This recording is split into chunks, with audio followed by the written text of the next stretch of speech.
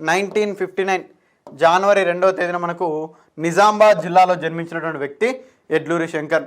మరి ఇతను హైదరాబాద్ సెంట్రల్ యూనివర్సిటీలో జాబ్ చేసుకుంటూనే ఒక ప్రముఖమైన దళిత కవి అండి, దళిత రైటర్, రచయిత, దళిత రచయిత అండి. ఇతను దళిత రచయిత ఎవరు సార్ అంటే ఎడ్లూరి సుధాకర్ గారు. ఎడ్లూరి సుధాకర్ గారు మనకు ఇక్కడ దళిత రచయిత.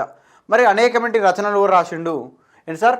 గూర్ఖా మైసమ్మ అనే ఒక రచన, అదేవిధంగా వర్తమానం అనే ఒక పేరుతో ఒక కవితా సంపుటిని కూడా మనకు రాయడం జరిగింది. మరి కొత్త గబ్బిలం అనే ఒక నవల కూడా రాశాడు.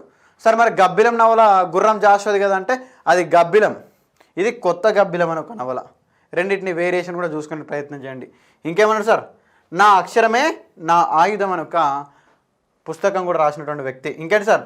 మల్లె మొగ్గల గొడుగు అనే ఒక పేరుతో కూడా మనకు రచనలు రాసినటువంటి వ్యక్తి ఎడ్లూరి సుధాకర్. పూర్తి వీడియో కోసం కింద ఉన్న లింక్ని క్లిక్ చేయండి లేదా T1 అకాడమీ ఛానల్ని సందర్శించండి.